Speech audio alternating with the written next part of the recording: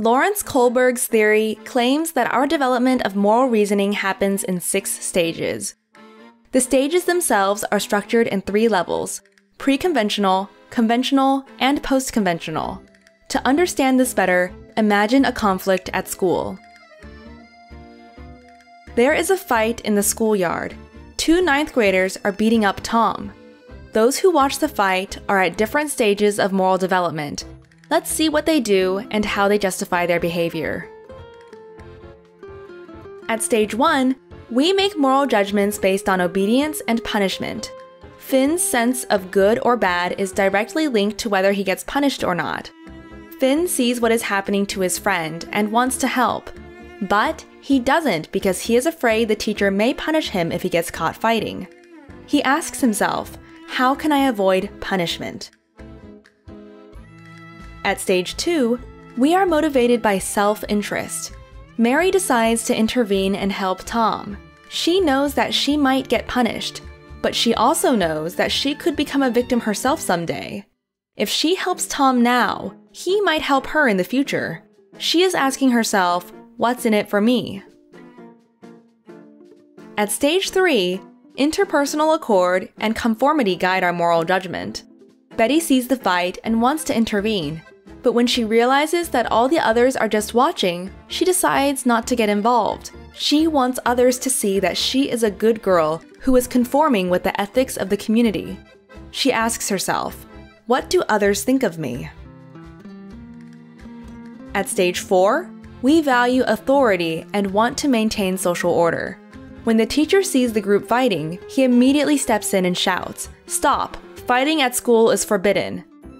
He feels that, above all, it is important to follow the rules, otherwise chaos breaks out. He feels it is his duty to uphold the rules that sustain a functioning society. He asks himself, how can I maintain law and order? At stage 5, we understand rules as a social contract, as opposed to a strict order. Jessie, who watches from afar, is not sure how she feels about this. To her, rules make sense only if they serve the right purpose. Obviously, the school rules prohibit fighting, but maybe Tom deserves to finally learn his lesson. Just yesterday, he punched a young girl from grade 1. She asks herself, does a rule truly serve all members of the community? At stage 6, we are guided by universal ethical principles. All those involved now have to face the headmaster. He first explains the school rules and why they exist. He then clarifies that rules are valid only if they are grounded in justice. The commitment to justice carries with it an obligation to disobey unjust rules. The headmaster's highest moral principle is compassion. He believes that all people should learn to understand each other's viewpoints and that they don't feel alone with their feelings. He asks, what are the abstract ethical principles that serve my understandings of justice? At the pre-conventional level, Finn is driven by fear and Mary by self-interest. Both judge what is right or wrong by the direct consequences they expect for themselves and not by social norms. This form of reasoning is common among children. At the conventional level, Betty responds to peer pressure, and the teacher follows the rules. Their morality is centered around what society regards as right. At this level, the fairness of rules is seldom questioned. It is common to think like this during adolescence and adulthood. At the post-conventional level, Jessie knows that things are complicated because individuals may disobey rules inconsistent with their own morality. The headmaster follows a universal ethical idea, at complete disconnect with what society thinks or the rules say. To him, everything is solved through compassion. The right behavior, in his opinion, is therefore never a means to an end, but always an end in itself. Not every person reaches this level.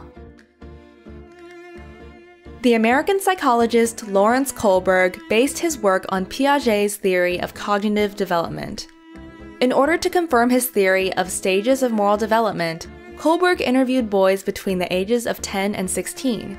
He analyzed how they would justify their decision when confronted with different hypothetical moral dilemmas. We will now present to you the most famous moral dilemma Kohlberg presented to his students. Let's see what you would do. The Heinz Dilemma. A woman was on her deathbed. There was only one drug that the doctors thought might save her. The druggist that made that particular medicine sold it for 10 times the price of the production costs. The sick woman's husband, Heinz, was poor and could not afford to buy the drug, not even with the financial help of his friends. Heinz then asked the pharmacist to sell it to him for half the price, but he refused. To save the life of his wife, Heinz broke into the man's laboratory and stole the medicine. Now tell us, should Heinz have stolen the drug? Would it change anything if Heinz didn't love his wife? What if the person dying was not his wife, but a stranger? Should the police arrest the druggist for murder if the wife had died? Please write your answers and their justifications in the comments below.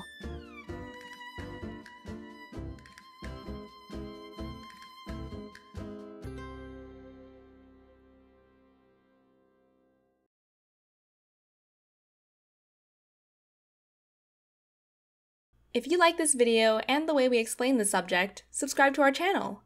We try to explain complex subjects in simple language and cartoons to support students all around the world in their learning. If you want to support us, you can go to www.patreon.com/sprouts and donate. Just $1 from many fans makes a big difference.